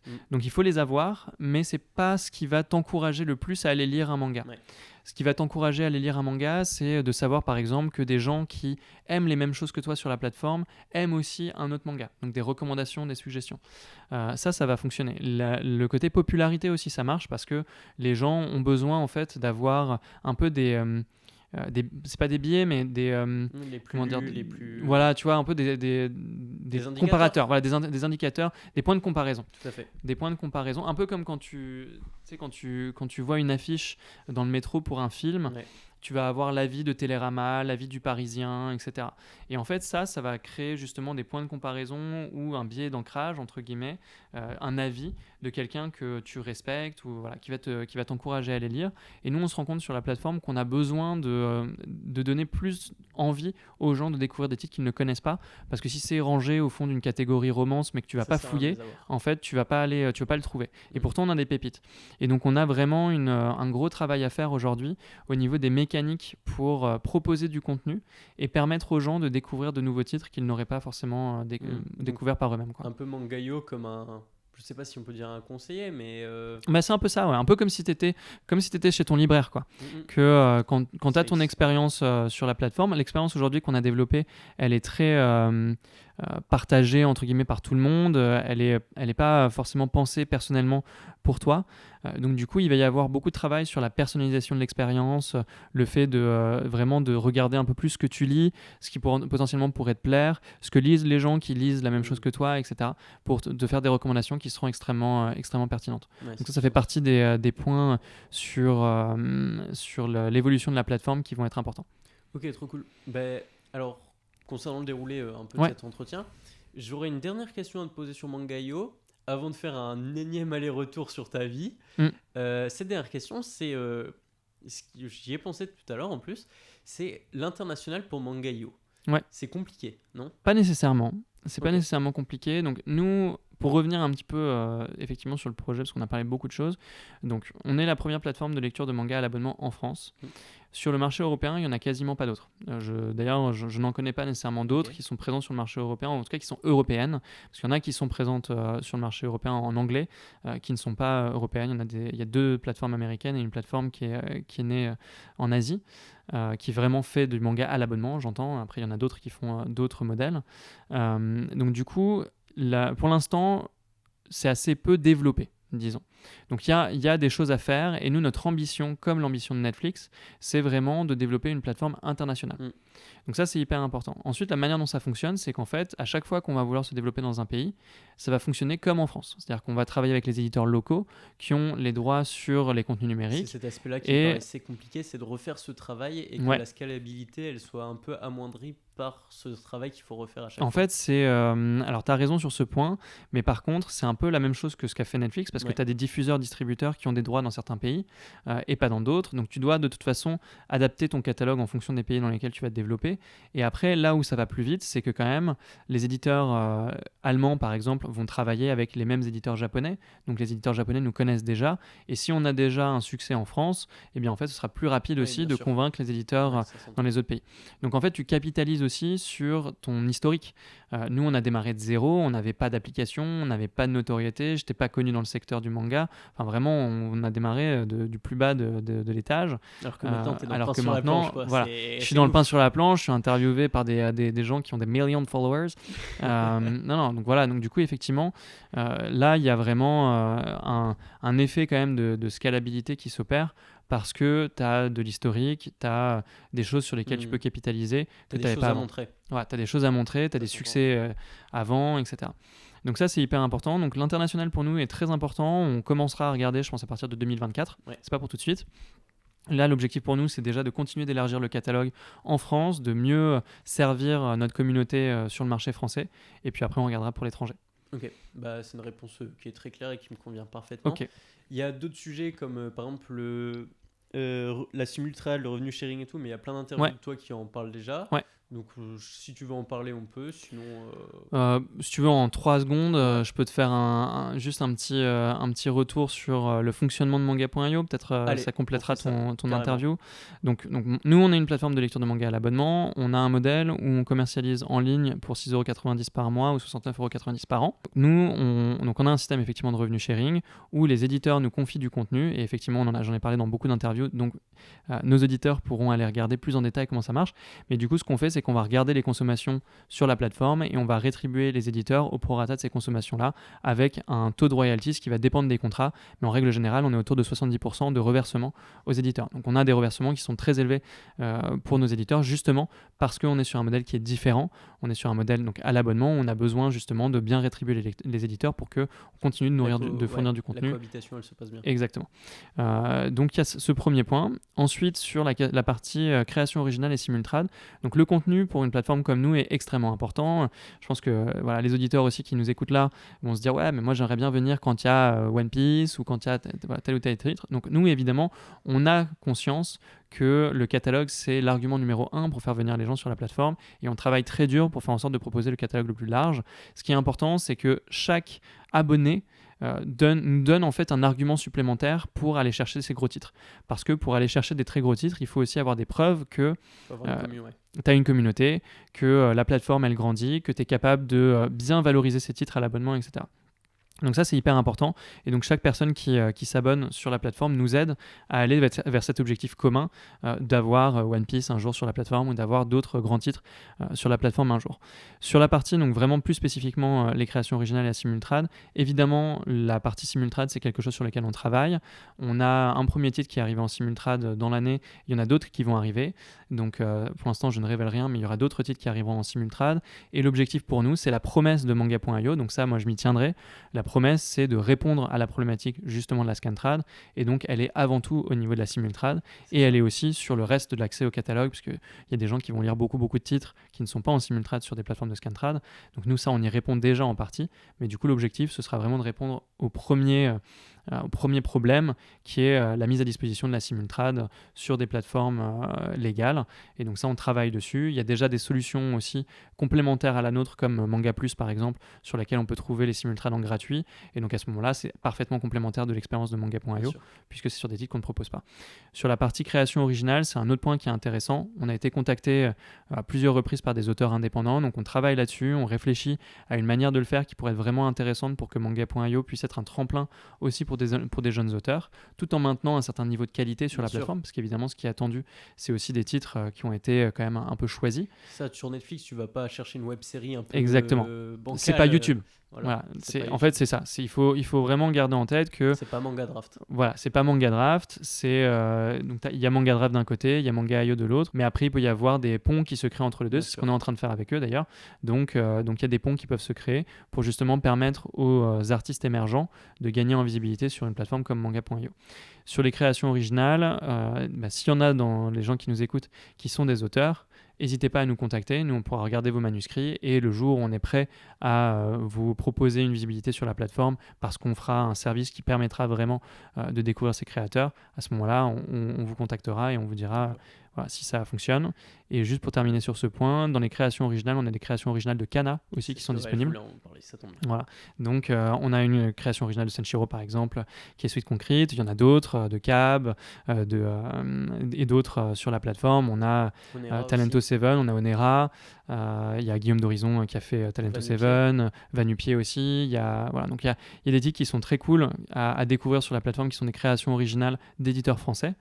On a aussi des titres en exclusif sur la plateforme qui vont arriver à partir du mois de novembre, qui sont des créations taïwanaises d'une autrice qui s'appelle Cory. Donc voilà, ça va être une première en France, et donc ça c'est des choses aussi qu'on va développer. L'idée étant pour nous, comme je l'ai dit tout à l'heure, de permettre aux lecteurs de découvrir des titres à travers l'expérience qu'ils ont sur Manga.io. C'est ça, et l'avantage de Manga.io et le fait que ça soit du numérique, c'est je pense que vous avez plus de flexibilité à proposer de nouveaux titres qu'un éditeur classique qui lui a des moyens à mettre, etc. Pour nous c'est plus simple, et donc vous pouvez aussi prendre un peu plus de risques, et ça c'est super cool. C'est ça, en fait le numérique, nous on le voit vraiment comme un outil de découverte, là où le papier va être plutôt de la collection. Et après, il y a des coûts qui sont incompressible, par exemple les droits à payer, la traduction, le lettrage, etc. Tout ça, c'est des coûts que tu fasses du numérique ou que tu fasses du papier. Il y a une certaine rentabilité sur le papier parce que le prix de vente du papier est plus élevé, enfin le prix de vente des mangas papier est plus élevé que quand tu y accèdes en numérique. Par contre, il y a aussi plus de risques parce que justement, tu vas t'engager sur des montants de vente, as des quantités. Après, j'invite les gens qui nous écoutent à regarder comment fonctionne le marché du manga papier, mais c'est vrai que c'est intéressant. Tu peux avoir aussi, en tant qu'éditeur, tu peux avoir des retours. Donc si jamais tu n'as pas tout vendu dans tes points de vente, du coup, tu vas avoir des retours à rembourser à ton distributeur. Donc tu te retrouves aussi dans des mécaniques où la lisibilité de ton revenu est peut-être plus compliquée, là où le numérique peut te permettre d'avoir un bon marché test et de voir si finalement tes œuvres plaisent, si elles plaisent déjà en numérique, peut-être que ça peut aider justement à la publication papier derrière. Et vice-versa pour les lecteurs, découvrir un manga par la version numérique en ayant un abonnement qui vaut le prix d'un manga par mois. C'est ça. Et c'est ouf, ce manga il me plaît trop, Suite Concrete c'est génial, je vais aller acheter les mangas. Exactement. Et ça me servira de collection même si je les ai déjà lus. Exactement. Nous on est vraiment ce qu'on veut vraiment, c'est d'avoir cette notion de complémentarité entre le numérique et le papier. On travaille beaucoup la planification des titres sur la plateforme pour recréer en fait ce qu'on appelle une chronologie des médias. Donc tu vas redécouvrir des titres en ayant des rendez-vous toutes les semaines avec un nouveau chapitre qui sort, etc. pour justement inviter les gens à découvrir des titres qu'ils n'auraient pas découvert en papier ou en numérique à la vente à l'unité, parce que justement tu as cette notion d'accès, cette notion d'éditorialisation qui est présente, et du coup ça permet de créer une belle complémentarité entre le papier et le numérique. Mais c'est super, on va pouvoir repasser sur... il me reste 2-3 questions pour cette interview qui sont plus orientées sur toi. Ça serait quoi pour toi un rêve ou un objectif que tu dis, le jour où j'atteins ça, c'est mon One Piece, quoi. Je pense que c'est dur comme question parce que je pense que j'en ai plein des rêves. J'ai plein de rêves et pour Manga.io directement, je pense que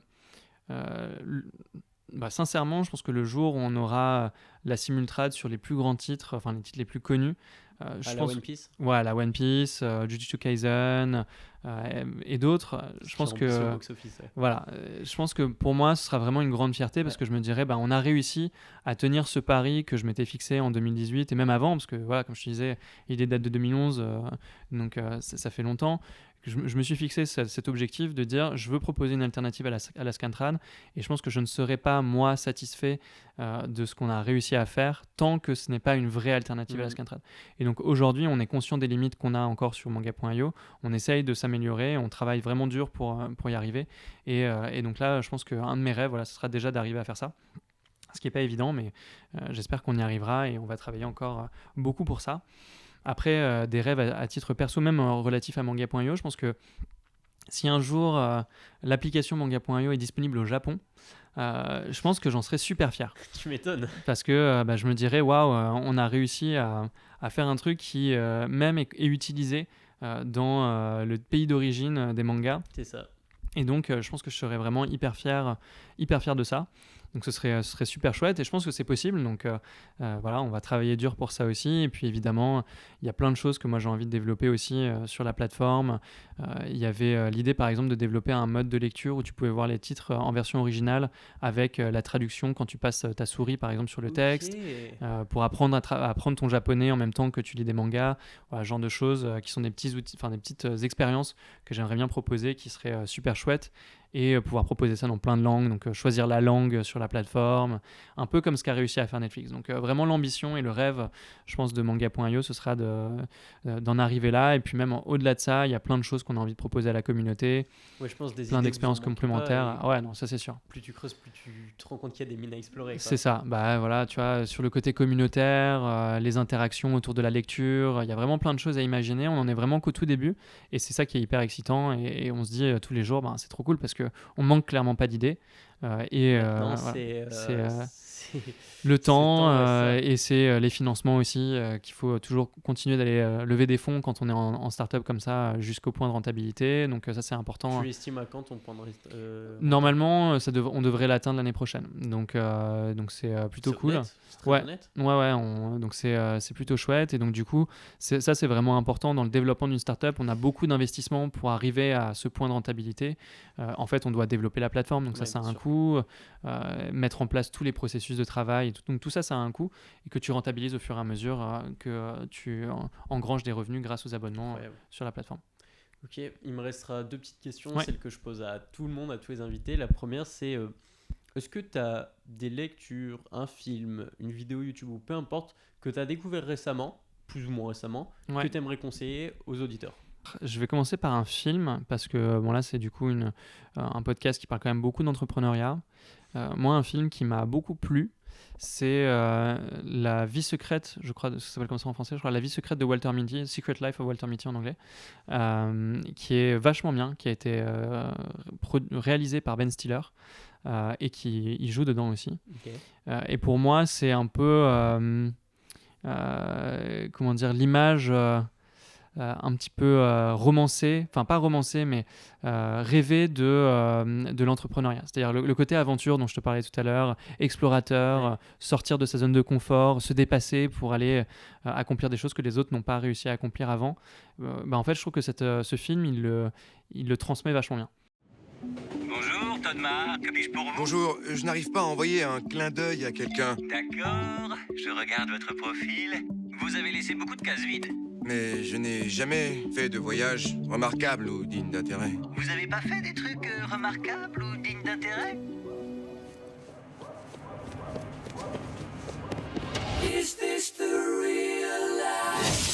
Oh mon Dieu! Éloignez-vous! Ça va exploser! Vite! Vite! Est-ce que vous êtes digne d'intérêt? Ouais, Walter, vous êtes là? Non, j'ai déconnecté.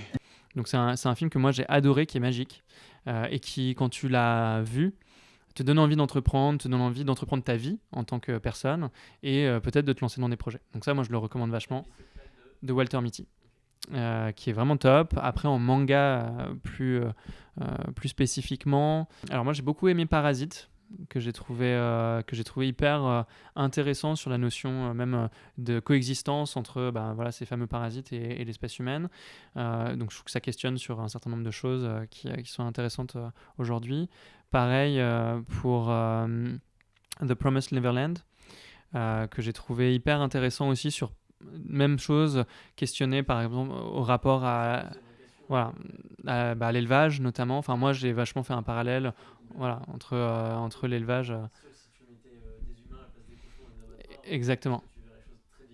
Exactement. Donc je trouve que ça questionne vachement sur des sujets très actuels et contemporains d'une manière avec un côté fictif, mais très parlant en fait. Donc je trouve ça hyper intéressant, la notion de chasse, les gens qui vont chasser des humains pour le sport, c'est exactement ce qu'on fait dans la vie en fait, en chassant des animaux. Donc je trouve que ça questionne vachement sur pas mal de choses. Donc ces deux-là déjà je les recommanderais pour ça. Après sur la plateforme, dans des titres qui sont très chouettes, je peux en recommander quelques-uns. All Boy, moi je l'ai trouvé très cool, surtout que le film est plus connu que le manga, alors que c'est le manga qui a inspiré le film. Ouais, All Boy, c'est l'histoire de quelqu'un qui a été enfermé pendant 10 ans, mais il ne sait pas pourquoi il a été enfermé, et quand il sort, il ne sait pas pourquoi non plus il a été relâché.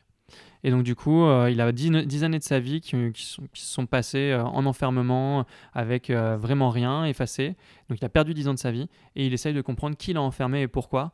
Et donc du coup, c'est la quête de quelqu'un qui essaie de comprendre ce qui lui est arrivé en fait. Et c'est vachement chouette. C'est vraiment très très chouette. Le film est top et le manga est très sympa aussi. Et la fin est un peu surprenante, mais c'est ça qui est aussi intéressant dans ce manga. Et après, dans les autres, moi j'en ai relu un sur manga.io qui est disponible en intégrale, qui est super chouette, qui s'appelle Psyren, qui est un manga qui parle d'un futur apocalyptique qui va arriver. Et du coup, c'est des gens qui voyagent entre le futur et le présent pour essayer de prévenir ce futur apocalyptique qui doit se produire. Et je trouve que c'est hyper intéressant aussi, particulièrement aussi dans un peu la situation actuelle de la vie sur Terre, de lire un manga un peu là-dessus, de se dire comment est-ce qu'on peut empêcher aussi un futur apocalyptique de se produire, sachant qu'on n'est pas allé dans le futur, mais on a des éléments qui conduisent à penser qu'on est en train de faire un certain nombre de choses qui nous entraînent sur une pente un peu glissante, et donc qu'est-ce qu'on peut faire dès aujourd'hui pour empêcher ça. Et je trouve que c'est intéressant. Et du coup, pour finir là-dessus, parce que j'en ai parlé quand même pas mal sur le côté engagement social, etc. Manga.io, ça a été un point important de l'entreprise. On a une entreprise qui a été labellisée B Corp. Le label B Corp, c'est un label qui est très difficile à obtenir. On a fait tout le travail et toute la démarche depuis la création de l'entreprise. On voulait vraiment montrer qu'il était possible de créer une plateforme de contenu responsable. On a encore évidemment beaucoup de travail à faire là-dessus. On a conscience de l'empreinte écologique du numérique, etc. Donc nous, on veut vraiment créer une entreprise qui est aussi qui s'inscrit dans une démarche qui est dans l'air du temps, la démarche de responsabilité des entreprises, de montrer que l'entreprise peut aussi être un exemple au niveau social. Donc ça, c'est quelque chose d'important. Donc ça, c'est un point qui est chouette. Dès le début de l'aventure, quoi. Ouais, j'ai perdu des investisseurs à cause de ça, qui m'avaient dit waouh, tu te prends trop la tête alors que tu as déjà beaucoup de choses à faire. Voilà. Et nous, donc dès le début, on a voulu vraiment s'inscrire dans une démarche comme ça parce que on se dit c'est un projet de la communauté pour la communauté. On le fait vraiment avec le cœur et on veut le faire aussi en ayant conscience des enjeux qu'on rencontre aujourd'hui en tant qu'espèce sur la planète, quoi. Ouais, je vois. Voilà. Et niveau manga, un peu dans le même thème, par l'auteur de Vinland Saga, c'est Planète. Okay. Je sais pas si tu l'as lu. Je l'ai pas lu. C'est un très beau manga qui parle en gros du futur de la planète, pareillement, dans l'espace. Et en gros, tu suis un équipier. Son travail, en gros, c'est un éboueur de l'espace. Okay. Et ça met grave en place notre futur, si on veut aller vivre sur d'autres planètes, etc. Tu te rends compte que c'est le même problème qui revient, c'est qu'au lieu de polluer la Terre, on pollue l'espace. Et il y a tout un tas de choses qui se passent. Et on est déjà à 1h24 d'interview. De toute façon, je pense que tu vas devoir couper pas mal. Ça va encore. La question finale, ton conseil pour les auditeurs? Peu importe, d'entrepreneuriat, de manga, de tout Ok. ce que tu veux. Ok, bah écoute, mon conseil pour les auditeurs, je vais dire que entreprenez vos vies. Moi, je pense que c'est hyper important. On n'en a qu'une de vie. Enfin, je crois qu'il y a une citation qui dit on a 2 vies et la deuxième démarre quand on s'en est rendu compte qu'on en avait qu'une. Ouais. Et ça, je trouve que c'est assez vrai. Moi, je suis vraiment partisan de prendre des risques, tenter des choses. Il faut évidemment maîtriser ces risques et faire comme on peut. Oui, mais l'abattoir. voilà, mais je trouve que c'est important. On regrette jamais en fait de se lancer dans des aventures. On regrette en règle générale de ne pas l'avoir fait. Donc du coup, moi je recommande vraiment à tout le monde de tenter les choses et puis vous verrez si ça marche ou si ça fonctionne pas.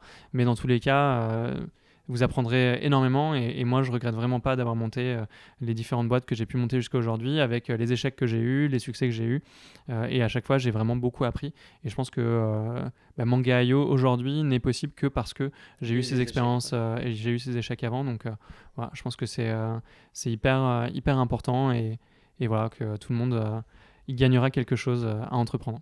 Eh ben merci Romain, De j'espère rien. que tu as passé un bon moment au micro de Pain sur la planche. Ouais, c'était super. Et moi c'était excellent, donc je te dis à bientôt j'espère. Ouais, à bientôt, merci encore pour l'opportunité et ravi d'avoir pu participer à ce podcast.